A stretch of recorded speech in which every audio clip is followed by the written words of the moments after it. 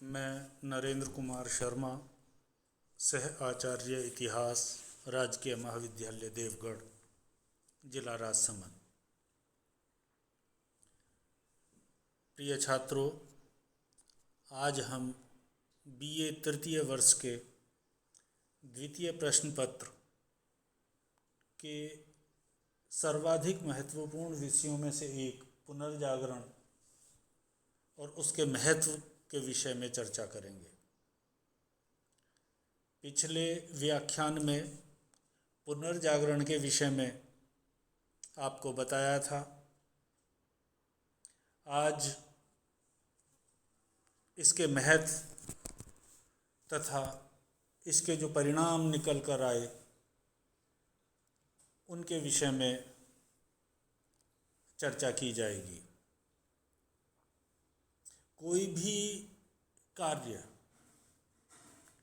अपने परिणामों के दृष्टि से ही महत्वपूर्ण होता है और उन्हीं की वजह से महत्वहीन भी होता है। पुनर्जागरण ने न केवल यूरोप का अपितु संपूर्ण विश्व का एक तरीके से काया ही पलट कर दी थी। इसी वजह से विश्व के इतिहास में मध्यकाल का एक महत्वपूर्ण स्थान है इस विषय को। इसी के कारण से यूरोप वासियों के जीवन में आमूलचूल परिवर्तन आ गया और विश्व के जो अन्य महाद्वीप थे वो भी इससे अछूते नहीं रहे, इसके परिणामों से और इसके महत्व से अछूते नहीं रहे। मध्ययुगीन मान्यताओं और अंधविश्वासों का पुनर्जागरण के माध्यम से न केवल अंत हुआ वरन विश्व नई चेतना के आलोक से भर उठा। आधुनिक युग का आरंभ हुआ। लोगों में वैज्ञानिक चेतना, तार्किक दृष्टिकोण और स्वतंत्र चिंतन को बढ़ावा मिला। यह कहना उपयुक्त होगा कि इसी के चलते या इसे हम मध्यकालीन और आधुनिक काल के बीच की एक रेखा मान सकते हैं। पुनर्जागरण ने आधुनिकता की तरफ कदम बढ़ा दिए थे। कला, साहित्य, विज्ञान आदि के क्षेत्र में उन्नति का मार्ग प्रशस्त हुआ था और सारा जीवन एक तरीके से आंदोलित हो उठा था। पुनर्जागरण के महत्व व परिणामों को हम निम्न बिंदुओं के माध्यम से आसानी के साथ समझ सकते हैं। महत्व और परिणाम जो सबसे पहले यूरोप के सभी देशों पर पड़ा, इस घटना के परिणाम स्वरूप यूरोपियन देशों में राष्ट्रवादी विकास की भावना पनपने लगी। परिणाम स्वरूप यूरोप में या यूरोपीय देशों में राष्ट्रवादी भावना का विकास हुआ। इस घटना ने यूरोप वासियों की सभ्यता को, वहाँ की संस्कृति को, लोगों में आत्मगौरव का भाव विकसित किया। इस महाद्वीप के जितने भी देश थे उनमें अपनी संस्कृति व सभ्यता के प्रति जो गर्व का भाव था वो जागृत करने में पुनर्जागरण ने बड़ी महत्वपूर्ण भूमिका निभाई। और इसी के चलते, इस गौरव के चलते ही उनमें राष्ट्रीयता की भावना का भी विकास हुआ। और जो क्षेत्रीय भाषाएं थी उनके विकास ने राष्ट्रीयता की भावना को और अधिक दृढ़ बनाने में एक बड़ी भूमिका निभाई। फिर एक अन्य जो मेरे दृष्टिकोण में जो सर्वाधिक महत्वपूर्ण बात थी वो थी मानवतावाद के विकास की स्थापना इस घटनाक्रम से हुई। पुनर्जागरण के परिणाम स्वरूप जो मनुष्य का वैभव है उसमें अत्यधिक वृद्धि हुई। मनुष्य के महत्व को लेकर सारे विश्व में बहस चली और मानव को सबसे महत्वपूर्ण इकाई माना गया इस पृथ्वी की। सभ्यता के विकास के बाद से पहली बार मानव को केंद्र में रखकर सोचने की जो दृष्टि थी उस दृष्टि का उद्भव हुआ और उस दृष्टि का विकास भी हुआ। अब काल्पनिक परलोक के स्थान पर यथार्थ संसार को महत्व दिया जाने लगा। सारी जो सोच है उस सोच का केंद्र मनुष्य मात्र को माना जाने लगा। जितने भी दृष्टिकोण थे वो उन सभी के केंद्र में मनुष्य आ गया। तो इस घटना ने, पुनर्जागरण ने मानवतावाद की भावना की उत्पत्ति और विकास में सर्वाधिक महत्वपूर्ण भूमिका निभाई अथवा सर्वाधिक योगदान रहा। तो परिणामों की दृष्टि से या महत्व की दृष्टि से अगर माने तो मानवतावाद का विकास पुनर्जागरण को अत्यधिक महत्वपूर्ण बनाने में सफल रहता है। फिर एक अन्य जो बात थी वो थी धर्म सुधार आंदोलन के लिए आधार तैयार करना। मतलब एक पृष्ठभूमि बना देना किसी भी आंदोलन के लिए, वो कार्य किया पुनर्जागरण ने। इसके माध्यम से धर्म सुधार आंदोलन की पृष्ठभूमि तैयार हुई। पुनर्जागरण के चलते लोगों के धार्मिक अंधविश्वास धीरे धीरे समाप्त होने लगे। लोग धर्म को तर्क की कसौटी पर कसने लगे। परिणाम स्वरूप ईसाई जगत में जो पोप की श्रेष्ठता थी उस श्रेष्ठता को भी आघात लगा। हम ये कह सकते हैं कि पोप का जो प्रभाव था उस प्रभाव में पुनर्जागरण के चलते कमी आना प्रारंभ हो गया। अब लोग धार्मिक बंधनों से मुक्त होकर स्वतंत्रता पूर्वक धर्म के विषय में चिंतन करने लगे। न केवल स्वतंत्रता पूर्वक अपितु तार्किक दृष्टिकोण से धर्म पर विचार किया जाने लगा। फिर पुनर्जागरण की वजह से क्या हुआ, देसी भाषाओं का विकास हुआ और उसी क्रम में बाइबल का भी देसी भाषाओं में अनुवाद होना प्रारंभ हो गया। और इसका प्रभाव ये पड़ा कि जो एलीट क्लास थी उस क्लास से निकलकर बाइबल सामान्य लोगों की पहुंच में आ गई। आम आदमी भी बाइबल को पढ़ने लगा और परिणाम स्वरूप धर्म के विषय में उसकी जानकारी या उसकी जो दृष्टिकोण था वो व्यापक होने लगा। बाइबल को पढ़कर धर्म के सच्चे स्वरूप को जानने में आम आदमी को बड़ी मदद मिली। परिणाम स्वरूप जो प्राचीन रूढ़ियाँ थी, अंधविश्वास थे, मान्यताएं थीं या परंपराएं थीं, उन सब में जो लोगों की आस्था थी उस आस्था में भी कमी आने लगी। तो इस प्रकार हम ये कह सकते हैं कि धर्म सुधार आंदोलन का आधार तैयार करने में पुनर्जागरण ने बड़ी महत्वपूर्ण भूमिका निभाई। फिर विज्ञान को बढ़ावा देना इस घटना का एक महत्वपूर्ण काम था। इसके चलते न केवल स्वतंत्र चिंतन अपितु वैज्ञानिक चेतना को भी बढ़ावा मिला।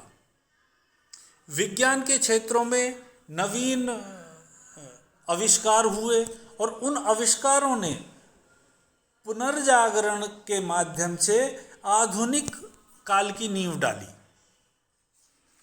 लोगों ने मध्यकाल को एक बीता युग मान लिया और तार्किक दृष्टिकोण से, वैज्ञानिक दृष्टिकोण से सभी चीज़ों को देखने लग गए।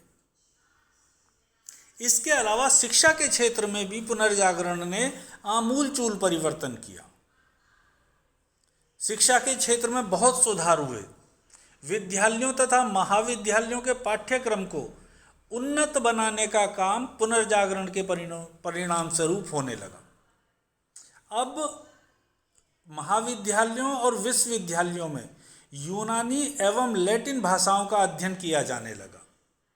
विज्ञान और गणित के अध्ययन के साथ साथ सामाजिक विज्ञानों के विषयों पर भी काफ़ी जोर दिया जाने लगा।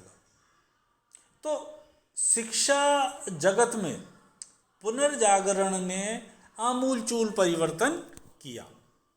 फिर क्या है कि व्यापार और वाणिज्य की जो दशा थी, उस दशा में भी काफ़ी उन्नति हुई। इस घटना के परिणाम स्वरूप यूरोप में उद्योग धंधों तथा व्यापार की असातीत उन्नति हुई। औद्योगिक क्रांति के लिए इस घटना ने अनुकूल वातावरण बनाया, अनुकूल परिस्थितियां उत्पन्न कर दी। इस घटना ने जो व्यापारी वर्ग था उसे समृद्ध बनाने में भी बड़ी भूमिका निभाई और इस घटना के परिणाम स्वरूप यूरोप में पूंजीवाद का उदय हुआ।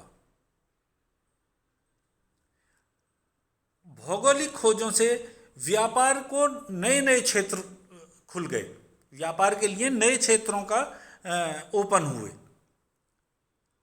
परिणाम स्वरूप उपनिवेशवाद और साम्राज्यवादी जो प्रवृत्तियां थीं, इनको भी बढ़ावा मिला। अंतर्राष्ट्रीय व्यापार वाणिज्य का विकास हुआ। परिणाम स्वरूप औद्योगिकरण या औद्योगिक क्रांति के लिए भी पृष्ठभूमि तैयार हुई। तो हम ये कह सकते हैं कि पुनर्जागरण ने व्यापार और वाणिज्य की दिशा में महत्वपूर्ण कार्य किया और इसने दुनिया की दशा और दिशा बदलने में बड़ी भूमिका निभाई। साथ ही इतिहास को वैज्ञानिक तरीके से पढ़ने पर, वैज्ञानिक तरीके से अध्ययन करने पर जोर दिया जाने लगा। अब सही इतिहास लेखन का महत्व भी बढ़ गया। मैकियावली का फ्लोरेंस का इतिहास इसी पद्धति पर लिखा गया। तो इतिहास को भी, इतिहास लेखन को भी इस घटनाक्रम ने एक नई दृष्टि प्रदान की। फिर देसी भाषाओं का जो विकास है वो भी एक परिणामों के दृष्टिकोण से एक बड़ा महत्वपूर्ण परिणाम है। पुनर्जागरण के परिणाम स्वरूप न केवल यूरोप में अपितु अन्य विश्व में भी जो देसी भाषाएं थी या क्षेत्रीय भाषाएं थी, उनके क्षेत्र में अत्यधिक विकास हुआ। अंग्रेजी, फ्रेंच, इतालवी, स्पेनिश, जर्मन, डच, मतलब सारी जो भाषाएं थीं, जो लोकल लैंग्वेजेस थीं, उनका काफ़ी मात्रा में विकास हुआ। परिणाम स्वरूप इस भाषाई आधार पर ही यूरोप में जो राष्ट्रवाद की भावनाएं पनपी, वो भी एक बड़ा कारण रही। तो देसी भाषाओं का जो विकास है वो एक बड़ा महत्वपूर्ण कारक है परिणामों की दृष्टिकोण से। साथ ही कला के क्षेत्र में भी एक विकास के अद्वितीय परिणाम निकल कर सामने आए। बहुत सारे ऐसे कलाकारों का उदय पुनर्जागरण के चलते हुआ जिन्होंने न केवल यूरोप को अपितु संपूर्ण विश्व को अपनी कला से चमत्कृत कर दिया। पुनर्जागरण के परिणाम स्वरूप इस क्षेत्र में आश्चर्यजनक उन्नति हुई। अब कला रूढ़ियों के बंधन से मुक्त होकर विकास की नित नई सीढ़ियां चढ़ रही थी। Michael Angelo, Leonardo da Vinci जैसे कलाकार विश्व प्रसिद्ध हो गए। तो इस दृष्टिकोण से अगर हम देखते हैं तो स्थापत्य के क्षेत्र में, मूर्ति कला के क्षेत्र में, चित्रकला के क्षेत्र में, संगीत कला के क्षेत्र में नए नए प्रतिमान स्थापित होने लगे। तो परिणाम के दृष्टिकोण से कला का जो विकास हुआ वो भी एक महत्वपूर्ण कार्य था पुनर्जागरण का। फिर इसके साथ ही स्वतंत्र चिंतन और वैज्ञानिक दृष्टिकोण को बढ़ावा इस घटनाक्रम का एक बड़ा महत्वपूर्ण परिणाम है। वैज्ञानिक दृष्टि से, स्वतंत्र चिंतन से लोगों के जो विचार हैं उन विचारों में उदारता का समावेश हुआ। अब लोग स्वतंत्र चिंतन करने लगे। इस काल में तर्क और विवेक को बढ़ावा मिला। इस बात पर बल दिया जाने लगा कि केवल उसी बात को स्वीकार किया जाना चाहिए जो तर्क की कसौटी पर खरी हो। अर्थात वैज्ञानिक दृष्टिकोण का जो विकास है वो महत्वपूर्ण देन है पुनर्जागरण की। साथ ही भौतिकवादी दृष्टिकोण का जो विकास हुआ वो भी एक बड़ी परिणाम है। पुनर्जागरण के परिणाम स्वरूप धर्म का प्रभाव मानव समाज पर कम हो गया था और मानव का महत्व सामान्य जीवन में बढ़ गया था। अब मानव की परलोक में रुचि कम हो रही थी और इहलोक में अधिक। परिणाम स्वरूप मानव अपने जीवन में सुख प्राप्ति के लिए प्रयास करने लग गया। परिणाम स्वरूप सुंदर नगरों का विकास हुआ, सुंदर घरों का विकास हुआ, आरामदायक जीवन पद्धति का विकास हुआ, मानव के खान पान में सुधार हुआ, रहन सहन वेशभूषा का जो स्तर है मनुष्य का वो भी परिवर्तित हुआ। सामान्य तौर पे अपन ये कह सकते हैं कि मनुष्य के जीवन को जो चीज़ें सुखी व संपन्न बना सकती थी उस दिशा में मानवता काम करने लगी, लोग काम करने लगे। तो मनुष्य और उसके जीवन से जुड़ी हुई चीज़ों का आविष्कार होने लगे। तो ये जो भौतिकवादी दृष्टि है इसका विकास एक अन्य महत्वपूर्ण परिणाम रहा है पुनर्जागरण का। तो इस प्रकार हम समग्र रूप से अगर कहें तो जीवन का कोई क्षेत्र ऐसा नहीं था जिस क्षेत्र पर पुनर्जागरण ने अपना प्रभाव ना छोड़ा, या जिस क्षेत्र को पुनर्जागरण ने प्रभावित ना किया हो, चाहे वो आम दिनों का रहन सहन हो, खान पान हो, धर्म हो, विज्ञान हो, भाषा हो, परिवहन के साधन हो। तो मनुष्य के हर क्षेत्र को इसने प्रभावित किया। तो पुनर्जागरण का महत्व इस दृष्टिकोण से सर्वाधिक है। तो मित्रों, छात्रों, आज का व्याख्यान यहीं समाप्त होता है। धन्यवाद।